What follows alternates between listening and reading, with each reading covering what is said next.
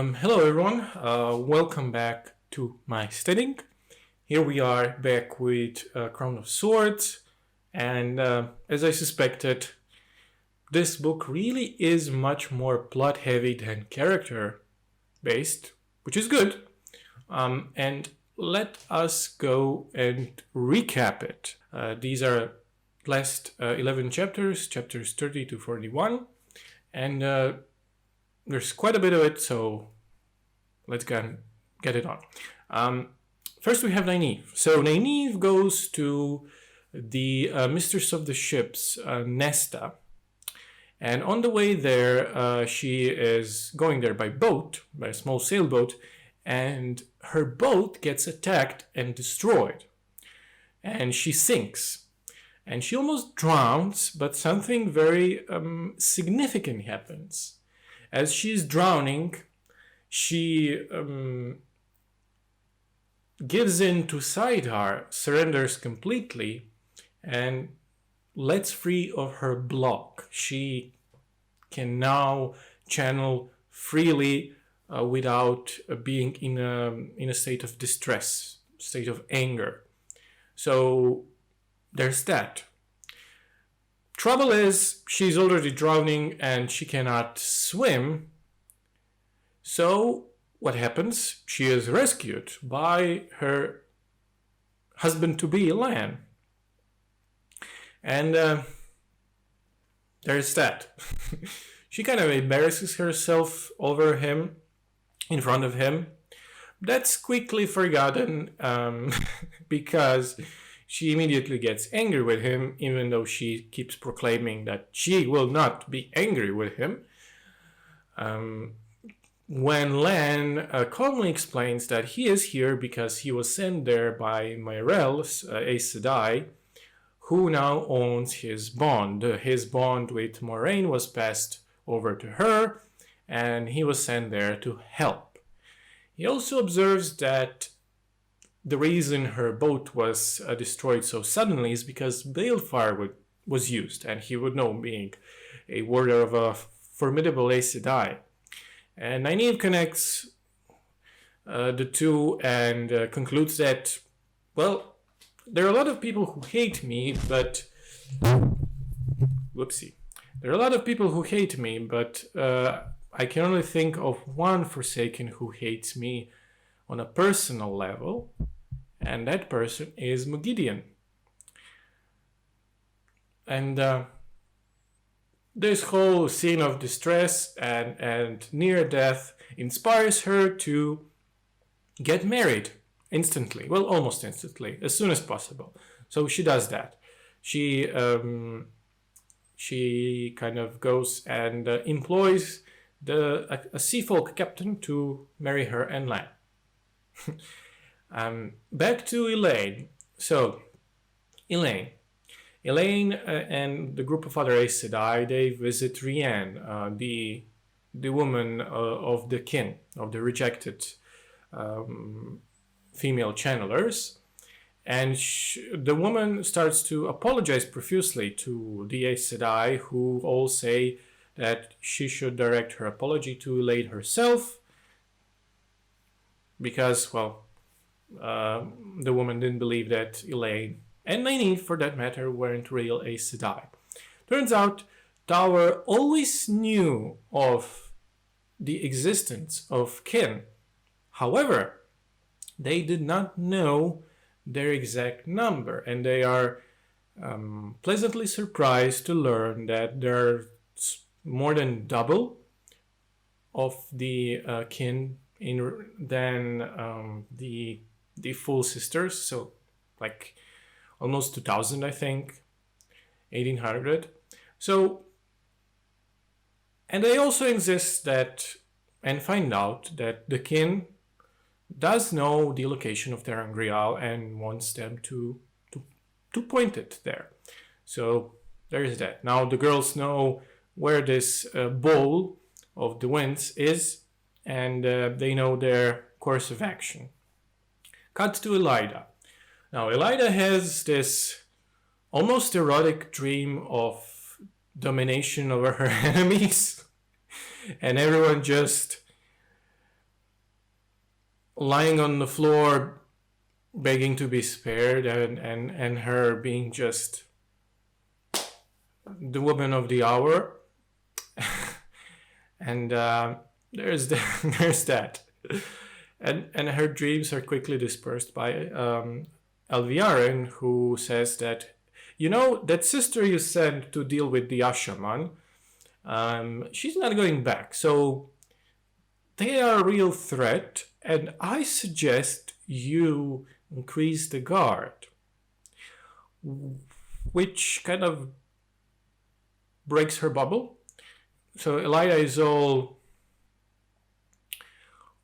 depressed, but then she remembers, oh yeah, I did have that foretelling, which was totally in my favor. So I'm back to old me again.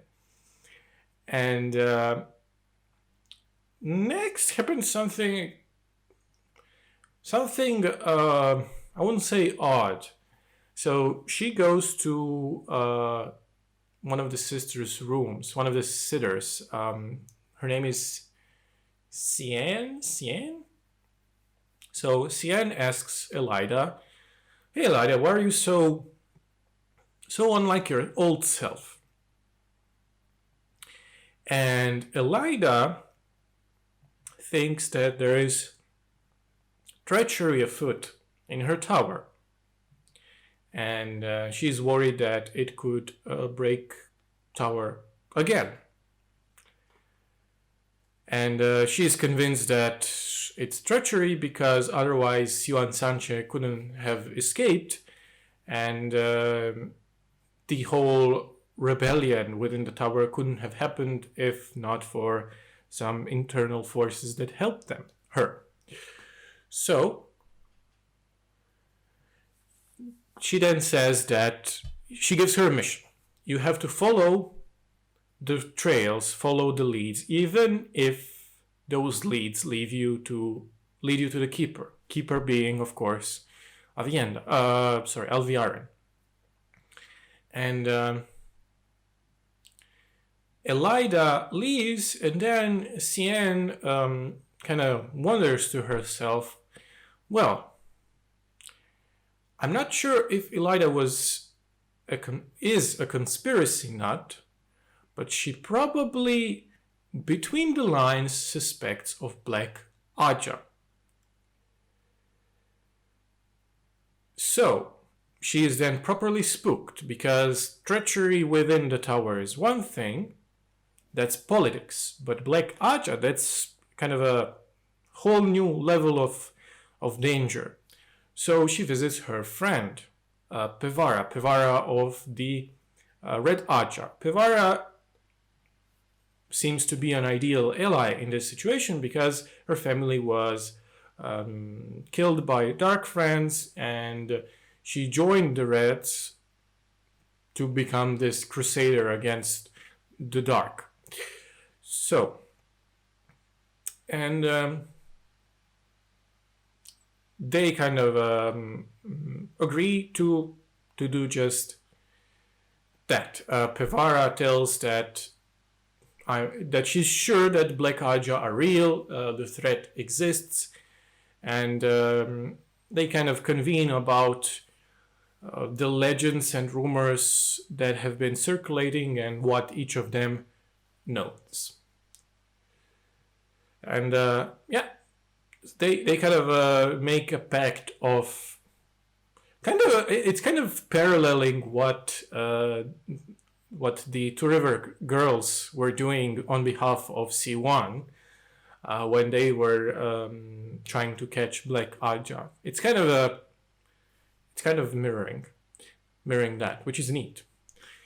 So back to Rand, and Rand has a bunch of self-loading scenes, and he is feeling guilty about sleeping with Min, and Min kind of gives him a bit of a verbal beating about her being her own person, and nobody forced anyone to do anything. We were just distressed, and we comforted each other, which is what people do. And I love you, you love me, and all is good. But then Rand is like, yeah, I do love you and you love me, but I also love Elaine. and I also love a Vienna. And Min is like, yeah, that works. I'm fine with that. We're a non-traditional family marriage, whatever, harem. So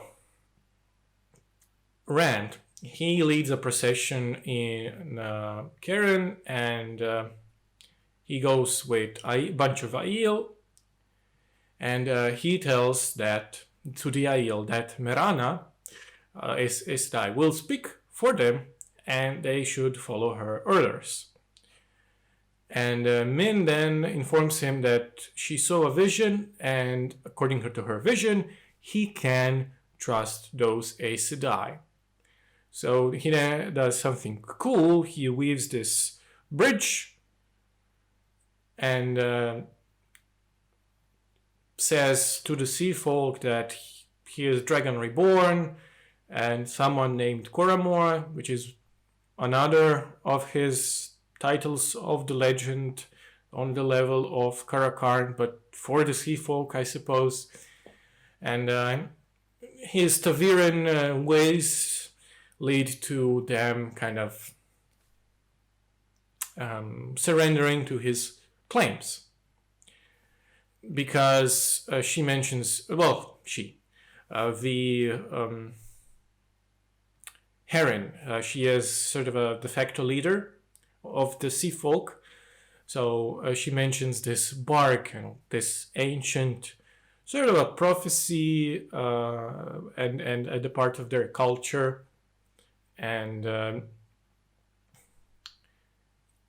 well, she kind of agrees to submit to him in spite of herself. There's that. Now, what happens next? Well,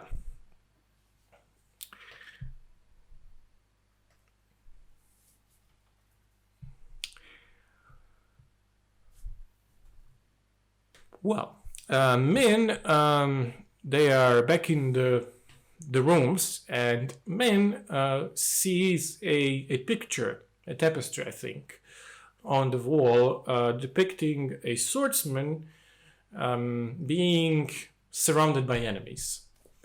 And she interprets this as Rand's intention to visit the rebels, which he announced after leading the sea folk, as a bad idea. But he then tells her that he's not taking Aiel with him, and pretty much just her.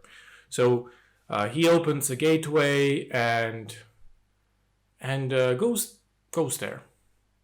So there he is met by a woman named Caroline de Modred. A woman who is by appearance very similar to Moraine, and she cannot see anything about the woman. Her ability allows her to see pretty much everyone, almost everyone, but she cannot see anything about her and her future. So Caroline recognizes who he is, even though Ren has intended to go under disguise, which he does. A man named Darlin arrives, and Caroline says that Rand is a cousin of the Trakand line named Thomas Trakand, which is kind of just a minor offshoot of the house. And Darlin is this hothead guy who has a huge ego, and it's really weird. Who does that? I mean, so imagine this. You meet another nobleman, or even, it doesn't matter, just you meet another bloke, and complete stranger, and you announce that this person right there whom you met 5 minutes ago is going to be your spouse, even though there's no no preamble, no context for it. So he is this hot-headed guy who he actually challenges Rand to a sparring match. And so they do that because he sees Rand having a sword, and they do it with practice swords. But Darlin has this very, very arrogant person wants to kind of humiliate Rand, but is even more angry when he sees that Rand is a very much a capable swordsman on his own, and their sparring match, which suspiciously is going as if the other guy wants to lob off Rand's head.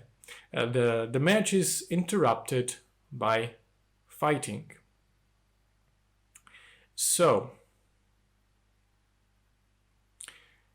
what was the interruption? The interruption was the fog.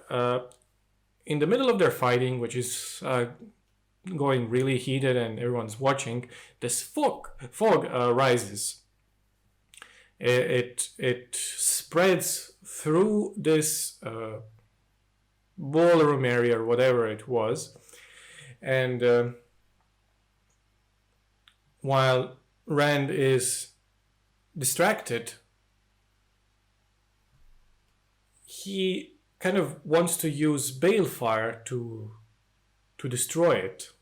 And then Katsuane gives him sort of a lesson, verbal beating of her own, that you should never do balefire, not now, not in front of my presence. And in the middle of all that, Padan Fain arrives and slashes Rand with the Sheogul dagger. And Rand is wounded quite heavily. And which was weird because it was just a flesh wound. And then Padan Fain, as he wounds Rand, he runs away. And Rand is in consciousness, and everyone tries to heal him. And one of the Ashaman, Samitsu, tries to heal him and only heals him partially. And more about that later. So they try to run. They come across a farmer with a wagon, and Min insists that the farmer takes them to the Sun Palace. And Katsuane wants to take him somewhere with Aes Sedai, but Min argues that, listen, last time Rand was surrounded by Aes Sedai and unconscious, it went really badly. I mean, that was just the worst. So if he wakes up and is surrounded by a bunch of unknown female generals, he might go berserk. So Katsuane agrees, and off they go. And in the palace, in the Sun Palace, they take him to his bed, and then Dashiva calls Flynn to try to heal Rand. And I think I misspoke. So Dashiva takes this, calls this Ashaman Flynn to heal him. And he is the one who is able not to heal him, but to stabilize him. Because he recognizes there are like kind of two negative forces within Rand's body. I assume the first one is his old wound that's half healed, and this new one. So he just kind of seals them off from each other to slow down damage. Back to Matt. Matt, who avoids the amorous advances of Tylan, and Matt is ready for action. And he barges in, like I said, in regards to the discussion about the number of kin and Aes Sedai and the aging process and all that. He argues that let's go and get this bowl all ready and leave as soon as we can. So, and then Len and Nynaeve arrive and announce to everyone that they're now married. And there is that. and also Matt receives a note for some reason from Dylan that she is moving all of his stuff into her apartments. She's kind of creepy, to be honest. She's kind of becoming too much. I mean, Matt is a womanizer, but I don't think he's ever that. I don't think he takes no for an answer, and she doesn't. I'm kind of wary about the power imbalance there. I'm not sure if he enjoys it or not. But anyway, so what happens next? They go to retrieve the Terran Real. They go to the place called Rahad, and to the place which he scouted out while he was following the women from the kin. And while there, he deploys men. So he sends a bunch of men to cover the back entrance, and Nynaeve, of course, argues that that's not necessary. They split. Elaine and some others go up on the top floor, and before they can kind of convene and see who goes where, two of the Black Aja sisters, Aphalion and Ispan, arrive, and they shield Nynaeve.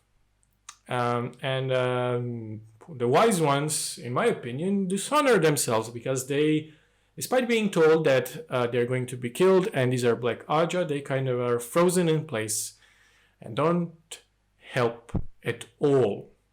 So Nynaeve is shielded, but Lan pulls what can only be called a Leroy Jenkins maneuver, throws himself to interrupt them, even though it's kind of suicidal to jump in front of two Black Aja, two Aes Sedai, but he interrupts them enough to unshield Nynaeve, who can then fight back. And Nynaeve then begs Matt to go upstairs, and because she sensed commotion and she thinks that Elaine is in trouble, which indeed she is. So Matt goes there, and he climbs up and he sees just a bloodbath, a complete bloodbath. Women and men just sprawled on the floor. Elaine is barely breathing, and this man is finishing off one of the wise women called Janira. So Matt engages him in battle, but this person is just unreasonably quick. Matt even says that the man makes a Myrtle seem slow as molasses. He's incredibly fluid in motion and quick. And Matt just stabs him several times, wounds him with his spear, and it doesn't slow down him one bit until he discovers that his foxhead medallion hurts to the touch. And he kind of wields the medallion as this sling of sorts while approaching him to protect Elaine. So he kind of uses medallion as a weapon with the intention to push the man out of the window, because apparently stabbing weapons do nothing for him, but the man just disappears, slides off. And he goes to Elaine, and he was afraid that she was actually dead, but she's not. She's just wounded. And Elaine apologizes that she ever belittled him. And then go in Nynaeve and the wise one Sumeko, and they start healing everyone. And Matt, for once, is not questioned when he says, "Let's get the bowl and just get out of here as quickly as possible. I really don't want to stay here too much. And they do. They kind of loot the place as quickly as they can, which of course they do. And they get back to the Tarasin Palace, where Windfinders need to be convinced to leave. And he tells everyone about the man he saw, which turns out was a golem. And because Brigitte he didn't have this information, not fully, but after talking to Brigitte, she describes the origin of golem, how there were only 6, I think, created, 3 female golems and 3 male golems, and they're specifically creatures made only as assassins for channelers, for Aes Sedai. That's their sole mission, and they're incredibly good at it. And Aes Sedai have never heard of it, and Windfinders think he talks a load of bollocks. And he wonders about something that I'm also wondering about, which is he goes into this whole spiel, and it's not even his battle at all, but he's trying to convince of the threat of the golem, because he's still out there, at least one of them. And Nynaeve and Elaine, and especially Elaine, who almost got killed by one, they don't open their mouth to confirm and support his claims. So he kind of loses his temper, quite rightly so, and he insults her in the most awesome way, calling her Daughter of the Sands, which is some half-forgotten insult leading back to generations and eons that flew into his memory from one of his past lives. And she goes into the Wind Sister, what's her name? Windfinders. Yeah, she kind of goes into this frenzy, but kind of despite herself agrees to do what he wants, and realizes, oh, she just made a bargain with a Viren. And they all agree on Rian's suggestions that when they go, they should go to Ebudar, to a farm, presumably the one that the king used to remain anonymous, to just lay low there. And Elaine apologizes to Matt once again, and Nynaeve does not. And he kind of gets back to Nynaeve by saying, you know what, fine. Next time you're in trouble and you need to convince someone, make a bargain, maybe you should do it and not me.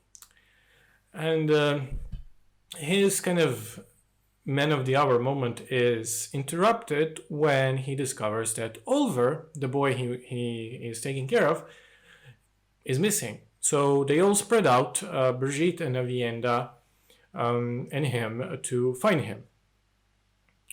And for the rest of them, he tells that they should keep the ball because it's too important, and you should protect the ball and do this, and I'm going to try and find Olver. And surprisingly, Brigitte is just the biggest bro there is, or the biggest sister is, the most absolute, I don't even know what to call it. She's just the best. She gives this ancient pledge of her people called Baranshandan pledge, which he accepts and recites the response to that pledge, again, without him actually knowing fully where this comes from. And Brigitte accepts it.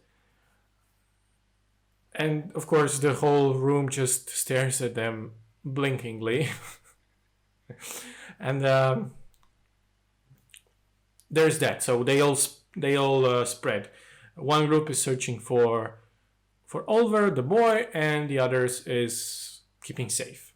And Matt goes out and he starts asking around, But in the middle of all that, Shanchan land in the city and they attack. And Matt is left trapped under a wall, a rubble. There's that. Yeah. Back to Samael being busy in his schemes that I don't fully understand. Essentially, he commands Shido to spread across the Westlands. Not much to be said there, to be honest. And I'm just not seeing it from a tactical level. What's the end goal for him, or just the next step? But I digress. One correction, though. I mentioned that the dagger that Rand was stabbed by was from Shir Ghul. No, it was the Shedder Logot dagger, the one that Matt stole and almost died from. So Rand wakes up. He sees a bunch of Wise Ones and Aes Sedai, and he's kind of shocked to be alive and tells everyone that the dagger was from Shedder Logot. It's the cursed dagger. And Katsuane tells him, you know, Rand, you actually have been out of it for 2 days and you're very weak, you must rest. And Dashiva then offers to kind of get rid of all of the women in the room and even starts weaving. But Rand interrupts him, gets dressed, and says that he needs to speak to his Ashaman alone. And then Min approaches Rand and says that she had a vision of Katsuane having a knowledge that will be very beneficial for all Ashaman to know, but Ashaman will not enjoy the learning process, whatever that may be. Wink, wink. So Rand decides that he must go through with his plans to kill Samael. So he must go, presumably alone. So Min agrees to make a diversion for the maidens and the wise ones so that he can travel. So he does that. He travels to Saldeia, to the camp where Bashir is training men who were rejected, who could not channel. And these are kind of special ops called Legion of the Dragon. Not very original, but it works.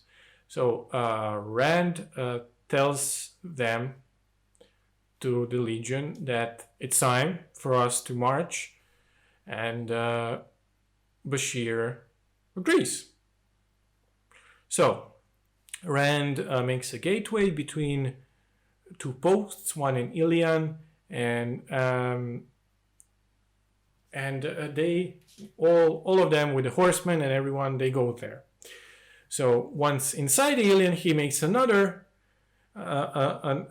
gateway, and he goes into one of the towers. And he does this to kind of spread out, I guess, weaves beams of energy in order to try to find any possible traps that Samael could have left. And he does that, but as he is leaving the tower explodes and he gets hurt. But he still follows the source of the weave, so presumably Samael was attacking him and he wants to see the source, and if he finds the source, he's going to find Samael. And Samael then talks big game about, are you the man enough to take me on? And Rand does something not very smart, I must say, but impulsive. Let's say impulsive. Rand is a very impulsive person. So understandably, he doesn't want for any bystanders to get hurt. So he opens a gateway, and the gateway is to Shedder Logoth. And he thinks that Samael has lured him there to leave, But when inside there, he sees that the city is overflowing with Trollocs. And suddenly he is attacked by Leah. And Leah is kind of wants to attack him, but then recognizes him, and I don't get, was she afraid or what? But anyway, he kills a bunch of Trollocs because he does this really cool thing of imbuing his sword with one power until he's almost fried to the bone with the lightning. And he is struck down and is lying there, and then a man appears and helps him up, but doesn't want to introduce himself. Then Rand tries to balefire Mashadar, which I think was one of the Forsaken, right? And they kind of cross the beams because the other guy does absolutely the same. So the weaves, the energy, bolts, whatever, they merge and destroy the void. So, and he releases Saidin. He's unable to draw Saidin. And he kind of starts hallucinating, Rand, I mean. So the men who helped him seem to know how Samael is thinking, and Rand now knows that he is at the waygate under which Rand has set a trap, a ward. The man leaves, and then Rand realizes that actually he still has Saidin. He was just kind of detached, I guess.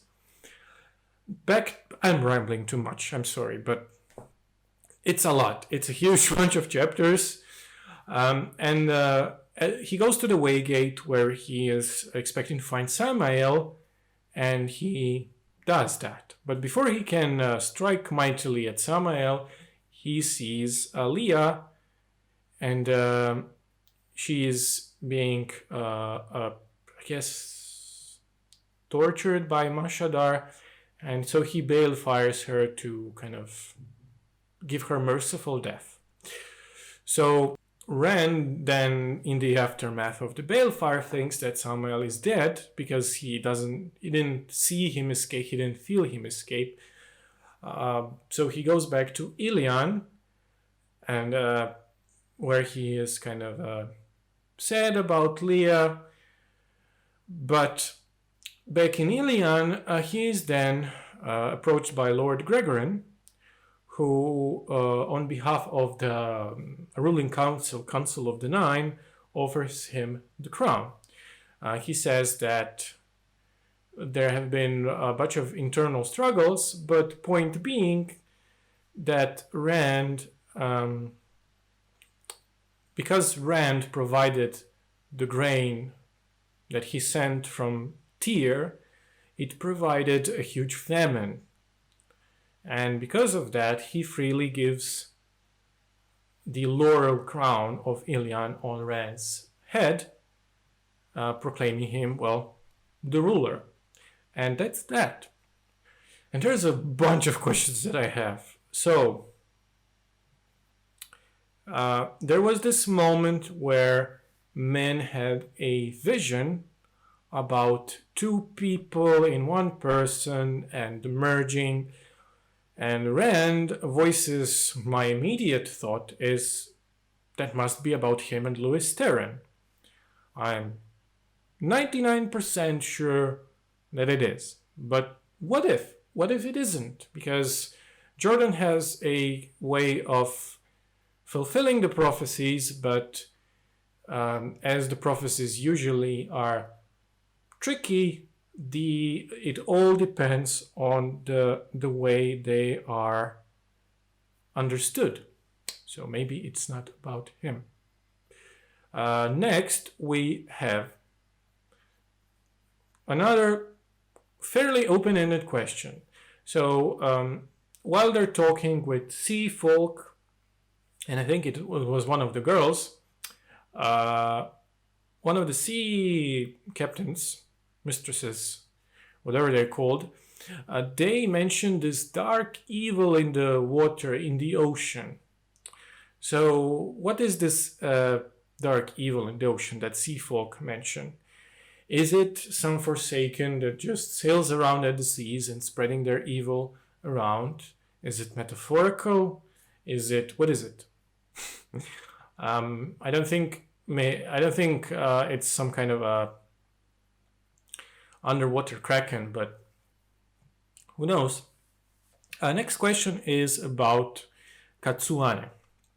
So she's very disapproving of the Iran's use of balefire.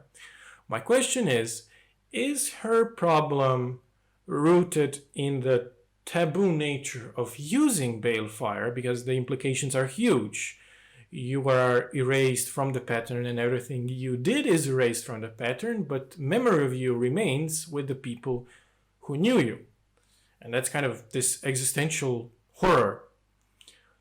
Or is she so horrified of it because she used it in the past with really horrific results and now sees it as an instant no? What's the deal? I mean, we'll probably never find out because Katsuane is very mysterious so far, but just a question that I have. Next question is about the wound. So was the wound given to Rand by Thane mostly due to the same factors that contributed to Matt's condition? Or was it due to Fane's own evil? Because Fane is, from what I understand, is something new. He's a new creation. He has merged with this being from Shadar Logoth, but they're kind of the evil presence has not surpassed his own. They merged into one new person. So he's kind of a rogue agent of the shadow, the way I see it now. He's not acting under the orders from any one of the Forsaken, or maybe necessarily the Dark One. He is his own agent of chaos. So was he fueling his power through the dagger in order to wound him, or was it the dagger itself? Next question is, well, I'm going to expose myself, but you'll already know that I can be dense. Am I just dense or something? Because I thought that the deal with aging an Aes Sedai was understood, so far, by me at least. So we have the issue of the Tower rejects, the women who could channel but were not taken in by the Tower to be taught. So I'm now completely confused. Why do the women have this prolonged age expectancy and so one of them was like what, over 100 years old, but on the other hand they do age. They don't have this ageless aura around them. They just slow down a lot, but they're still alive and still healthy. So what's the deal? I'm just completely confused. And one other obvious question, which probably is obvious, but why did Medallion hurt the golem creatures to touch? Because from what I understood, golem was made specifically to battle Aes Sedai, so he cannot be destroyed by the use of power. Presumably, nothing it does reacts to power, and yet Medallion hurt it bad. Is Medallion somehow anti-power? But if there is, I thought that there isn't a trace of power in Golem. So how does that work? The creature doesn't channel. It's not... It's male, sure. I can understand that. I presume the Medallion shields the user from female channelers. I'm still not sure what it does against male channelers. But the Golem is neither a Aes Sedai nor a channeler. It is male, but what's the deal? There's that. And my last question is of technical nature. Could this medallion be used as some sort of magical Geiger counter to detect one power when in situations when Matt is alone? Because when he is accompanied by other Aes Sedai, they can detect the use of power. He can, of course, feel the of the medallion when someone is using it close to him or attempting to use it against him. But I assume that in the future it will be very handy when he is by himself, because it will be used as a detector. Okay, there's that. I'll move on to things I liked. I liked a bunch of stuff, but they're mostly just observations and quotes. Paraphrasing. One of the things that Rand says is very amusing. Perrin had such a serene marriage with his gentle wife, said Rand after a conversation with Min. Yeah, it's a continued running joke of one of the boys observing how he wishes that he was that good with women as the other two are. And all three of them have this have this moment. Another one is a quote. And this is a quote that Rand says to Min when he is explaining his feelings to her. He is explaining that he is in love with all three of them, with Min and with Elaine and with Avienda. And Min says, who is something to the who is prettier? And Rand says, I'd say she's as pretty as you, but how can you compare to sunrises? And reading that, I was like, damn, Rand is a smooth operator. Wow. Now that's smooth. And another quote that I really like was, arrogance on the mountaintop. I don't remember if it was directed to Matt or to Rand. It was certainly not directed to Perrin, but I think it could be described to both. More likely to Rand, because I don't think Matt is arrogant. He is more aloof, which people don't like around him. Next thing that I liked was, in the previous video, I mentioned that I was hoping that the tower would acknowledge the kin. And I think the Jordan heard me. I'm joking, but yeah, I do like that there was immediate payoff to that. The Aes Sedai were happy to learn that there are so many women who could channel, and they were open to the idea of bringing in them to the tower. Maybe not accepting them all, but presumably working with them closely, not abandoning them. That was great. And my last point is just the fight with Golem. That was spectacular. I think that was even better than the ending of the book, the encounter in Shadar Logoth. Just the whole fight scene was very well done. The setup to the scene, Matt climbing there, seeing this whole bloodbath in the room, fighting with Golem, stabbing it a bunch of times. Golem just taking out the dagger he was stabbed with, throwing it at Matt, and Matt catching it like a boss without missing a blink. Just the entire fight scene was spectacular. And yeah, I really did like that insult, the daughter of the sands. That's an awesome insult. I'm starting to see. I don't know if that's the source, but as an avid reader of Brandon Sanderson, and I do know that he wrote the last 3 books, but I read Brandon Sanderson extensively before reading Wheel of Time, and Brandon Sanderson is very keen on making fictional swears and exclamations, and I'm starting to think he was heavily influenced by Robert Jordan.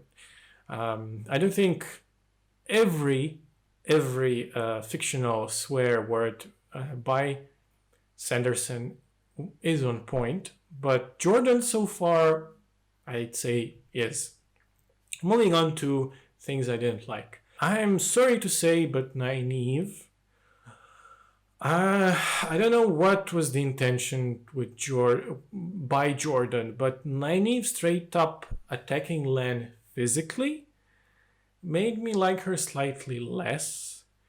Just straight up assaulting the man who just saved you, not even giving him a second to explain himself. And I don't know, it was a bit out of character for her. I'm not sure if Jordan was trying to play it up for laughs or for comedy. I don't think it landed too well. It actually ruined the build-up to their marriage slightly to me. I'm just not sure that in some moments in the series, Jordan sees this type of male and female interaction humorous. Maybe I'm seeing it through a narrow view. I'm not the one to call a thing instantly problematic. I'm more often than not, I'm just trying to understand if within the context and experiences and life of the writer, he didn't have the same sort of, I wouldn't say intention. I suppose intention is to show something as humorous, this adversity between women and men, but in his head, he was trying to display it as maybe absurd or funny, and to me it comes off as odd. It just didn't land. Also, yeah, second point about not liking Nynaeve here, her not apologizing to Matt about using him, that's just not cool. She did promise to be nice to him, and yeah, Nynaeve, I think that's more on the author than, well, it's all on author, but I taking a distinction between character behaving within the established characterization and something that just jumps out to me. And I think this jumps out to me. My second to last point is Tylen. Yeah, I started liking her, and then again, not calling things problematic. She was kind of being forceful with Matt, and which is a shame. I don't think it needed to come off that way. I'm actually curious within the Wheel of Time fandom, what's the consensus between Tylen and Matt? But yeah. And my last point is actually directed towards both of the girls, which is the girls could have reacted at all about the fact that Matt lost a bunch of men. I mean, even a single sentence, Matt, we're sorry that your men died, could have been, a nice thing to say. But still, I enjoyed this whole book greatly.